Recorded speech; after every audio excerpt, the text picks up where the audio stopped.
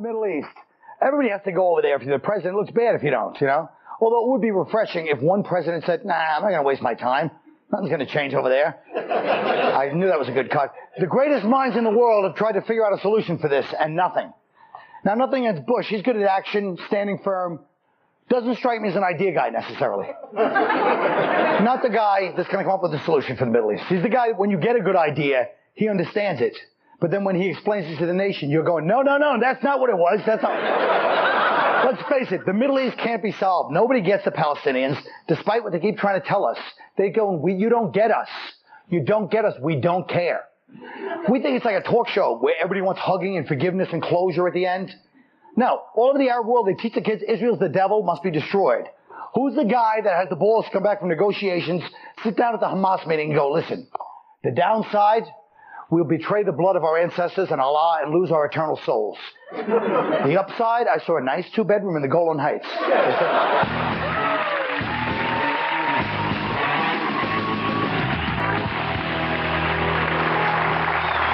Oh, boy. Sharon is in a lose-lose situation. He has pressures from every side. Stephen, what do you think Sharon will do? I think he's going to give up some land in the West Bank. But I don't think that's really going to solve the problem, because it doesn't change the fact that the West Bank and the Gaza Strip are still separated by this thing called the State of Israel. So to contain the Palestinians, they're going to have to build some sort of giant plexiglass tubes from the Gaza Strip, like a human habit trail between the two. And then it'll be good for the Israeli school children, because they can go, look, Palestinians. Let's feed them pellets. How's John, by the way? How's what? You happy over there? How's John? How are you happy over the Daily Show? He's tiny. Huh. Yeah. Oh, I said hello. Hello. One thing about the Middle East, I'm really tired of hearing about it.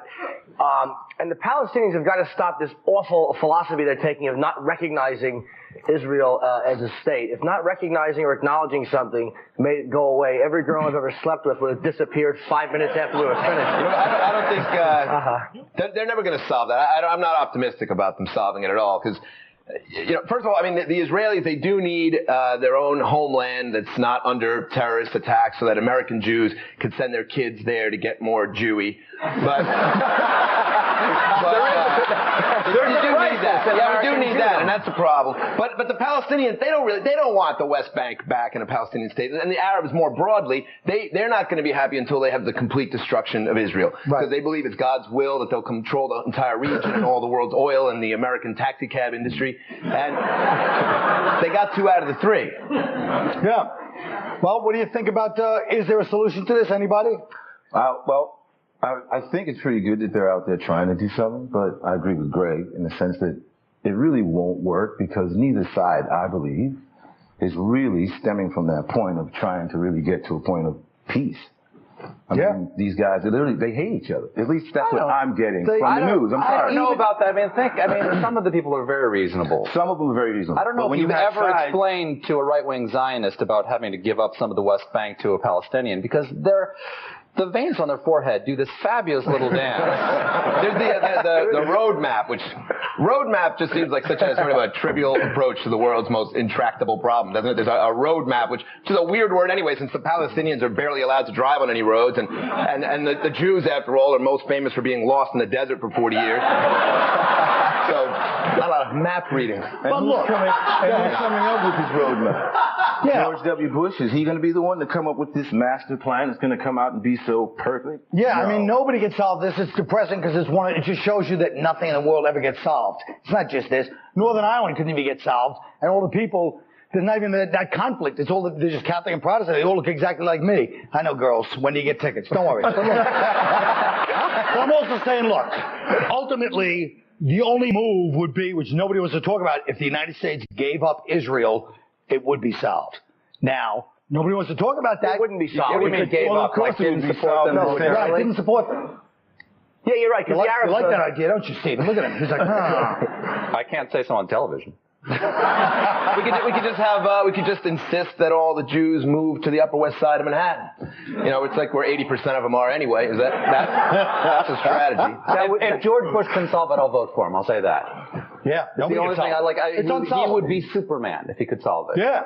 Well, Nope. he's not going to solve They it. trick Clinton. See, they bring over every president just to act like they're going to solve it, and then it never gets solved. No one's going to solve it. The whole area has like the stability of Jake LaMotta's marriage. They hate each other. It's not even if the Jews weren't there. What, Iran and Iraq are going to get along? They hate each other. So the whole area sucks. There's no. Guys, I'm tired of hearing about it. The whole world is like that. There's always going to be fights everywhere. Does anyone know anything about Mahmoud Abbas, the new Palestinian leader? I know he's in deep trouble. But I'm just saying, this is not one of those things that's going to get solved. You know what I mean?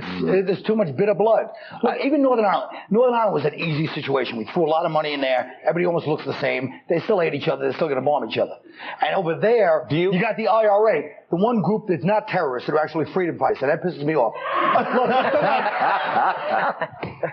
Go ahead, Stephen. You want one more? No, just to say, as an Irish person, do you hate the British? No. Do any part of you I'm dislike American. the British? I know, but I'm an Irish, and I was raised in America, but just deep down, I think they're bastards. The British? Yeah, deep down, I think they're just bastards. You know, my family got kicked off their land 300 years ago in Tyrone, which is my middle name, and we got sent west of the River Shannon to try to farm rock, and then sent over on a boat on the Noble Dundee, and my great-great-great-uncle Michael died on the passage over, and he was 11, so...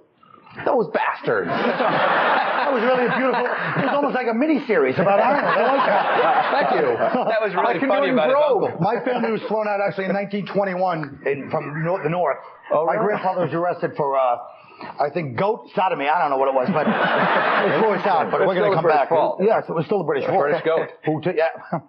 Listen, the Surgeon General has determined it's not healthy to leave me alone with these people. So we'll be right back.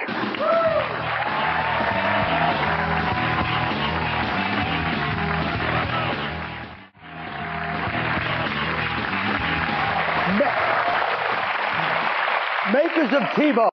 Makers of TiVo will be selling detailed information about its users to advertisers and programmers. Let's face it, you're worried, there is no privacy to begin with. That's why everybody rips their clothes off on TV all the time. It doesn't matter if the telemarketer from Johnson & Johnson Baby Oil knows that you're possibly a big consumer, even though you don't have children, but you're TiVo, queer as folk, and the only two names on your wish list are Jason Gedrick and Margaret Cho. All right. What's the big deal, Greer? Well, I'll tell you, Colin, I don't personally think that they should have that sort of access because of the simple fact you don't want people knowing that you may like certain things. Suppose I want to run for a position and they find out that I like watching chocolate asses. Big chocolate asses. 2. That was a good one. Yeah. That was much better than and one. And the third one's in production as we speak. My point is this. No promos, please. Okay. But I think it's good, to be honest with you. I get tired of hearing about how Big Brother's going to invade. Let them finally gear advertising toward me so I don't have to be attacked with douche and tampon commercials every 5 minutes. Good. Yeah. But, you know, I think that the problem people have with it is not that the information's out there, but that, like, the TiVo company is selling this stuff and making money, you know, and they're not giving us any break on it. You know, it's like, if you want to make money off this information, throw us a bone. You know, I watch a lot of porn. Send me a hooker every once in a while. One of the problems, I think, is they said now that this is going to start to cost them money because advertisers are going to start to ask for discounts because they're going to find out that people are zipping through their commercials and not watching this and they're not going to want to spend They know that already, yeah. Well, that's the advertiser's problem. Stop making these little fairy, unfunny, cutesy commercials. Make something that's interesting and people will watch it. Like, you want to sell diet products? Show like a bunch of kids throwing rocks at a fat person walking out of McDonald's.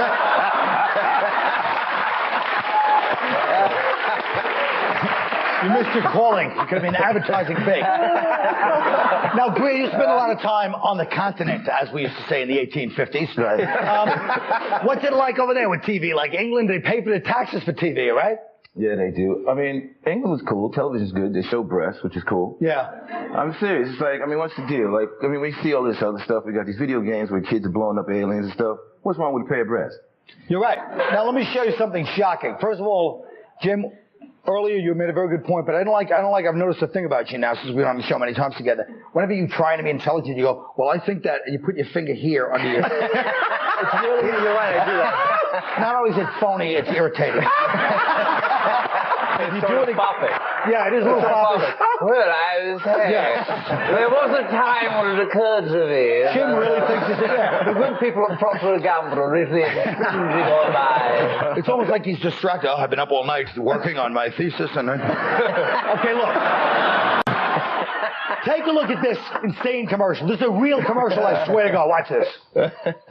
God saw that it was good, and Jesus says, love thy neighbor as thyself.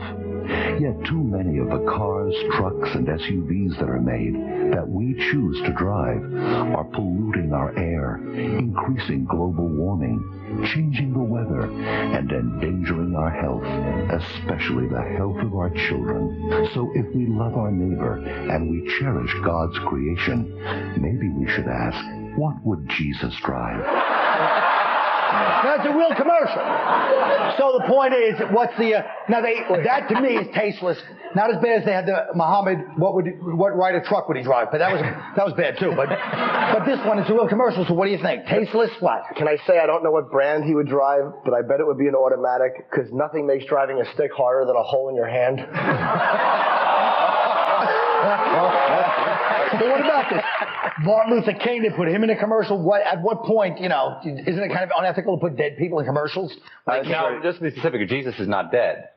Christ is risen. Christ is here. Christ is now. I don't know how you were raised as a Catholic, but there's a little thing called the resurrection. Good point. It kind of ruins the rest of the story if he doesn't come back to life. No, it does. You're right. You're right. If he just nailed to a cross and he's dead, right. But it's like, very nice guy. Yeah. Very nice guy. Good guy. That's a good No, point. I don't think it's such a bad idea because, this one will annoy you. St. Thomas More said, those who abandon their private conscience for their public decisions lead their country on a short road to chaos. So why shouldn't we use our religious beliefs to decide what car we buy? What are you going to base it on? Just how much? What? Like make it seem like you got a big penis? Religious belief in America. Yeah. What do you say? This doesn't stand for everybody's religious belief in America. No, but when we say in God we trust, who do you think they mean? Well, on the American. There's nobody. No one's saying like, let's put Zoroaster on a dollar bill. Well. Folks, was that pretentious enough, by the way? I'm impressed by that kind of stuff, so I don't know what that means. I made it up. St. Augustine once said, stay tuned. I believe it was Euripides. No, okay, we'll be right back.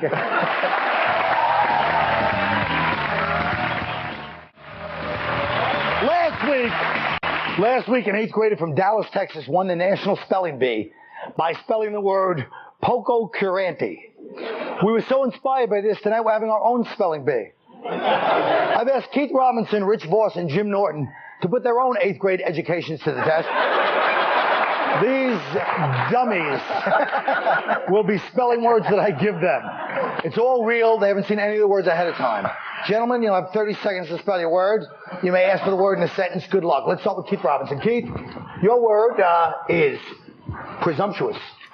Presumptuous. Okay, Colin, can you say that in a sentence, please? Sure. It was presumptuous for you to question my choice of a joke in this clip. Here's the point. What is the point? Okay. I used to live when I lived in Bay Ridge, we lived right near a bar, and people would, every night it was the same thing. Drinking, fighting, cursing, screaming, urinating, and their vandalism. Finally, they told me, you can't come in anymore. But I'll tell you something. Hey, Bob Hope, that was great. Take my wife, please. I guess you haven't been around comedy lately. Apparently it's uncool if you put a punchline at the end of the show. It was presumptuous of you to question me when everybody here knows your act is a terrible collection of observations you found in the garbage behind Sinbad's house. Presumptuous. Spell it. All right. Presumptuous.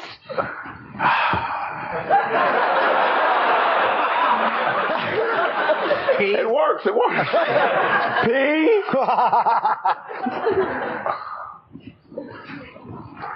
Wait a minute.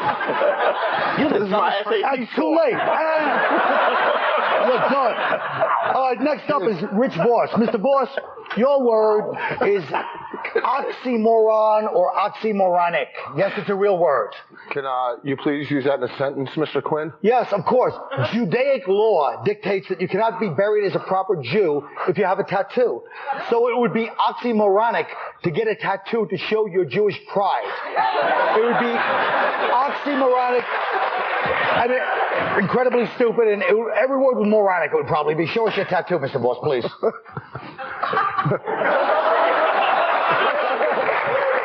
Now, please spell the word. Show us you're not totally worthless. Oxymoron. Oximoron. What'd you say?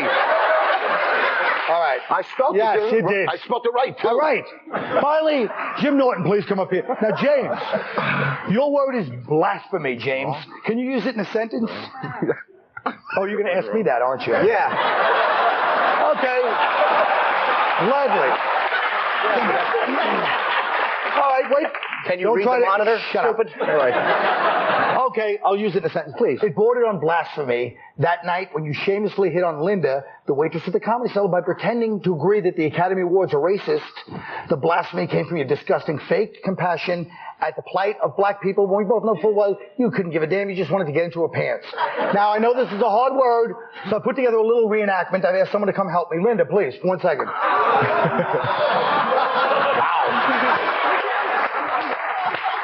That's Linda. She'll play herself. I'll be playing the part of Jim Norton.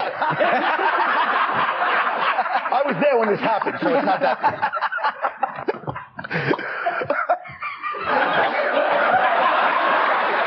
So, yeah, I totally agree with you about the Oscars. It's really time Angela Bassett got a little respected in racist Hollywood. You really care about this, don't you? Of course I do. I mean, what Hollywood does to our talented black actors today, it's almost blasphemy. Now spell it, stupid. Blasphemy.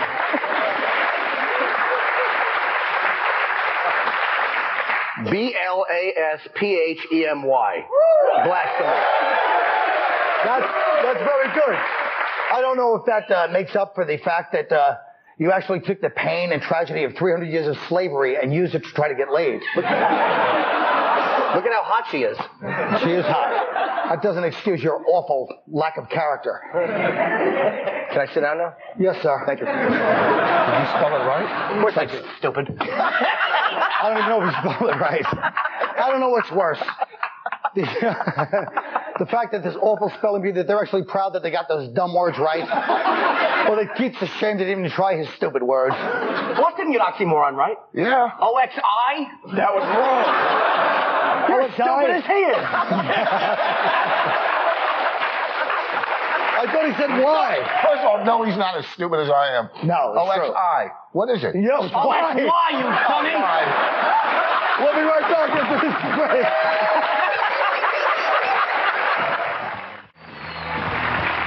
Folks, once again, students are graduating, and graduation is about reflection, a little bit about ecstasy and binge drinking, but you've been asked to give the commencement speech at your alma mater. What advice do you have for the new grads?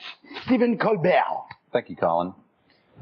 You know, as I look out at the sea of eager faces, there is so much advice I want to impart, but let me first address the young women in the audience who face so many special challenges today. To ease your transition into the working world, I think the smartest thing you could do is have a discreet but passionate affair with a man in his late 30s. It would do wonders for your self-confidence, and I know that this unnamed man would be very happy to help. But I cannot stress the discreet part strongly enough. He loves his family and would never want to hurt them. But I also want to stress the passionate part. I really don't think you'd get the full benefit of this unless the sex were crazy. I mean, really crazy. Things that would get you tossed out of Thailand. Greg Giraldo. Remember, graduates, stay positive. Life is short and you'll be dead soon. Trust me, it seems like only yesterday I was your age, pulling out and praying every month.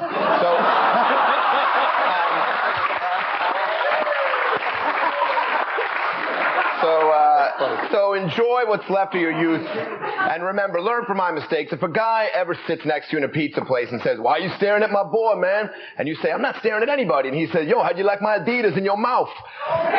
Don't tell him to go f*** himself. Unless you really want to get kicked in the face.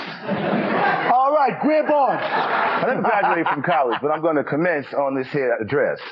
All of my friends and family who did graduate from college, they wanted me to share you with this.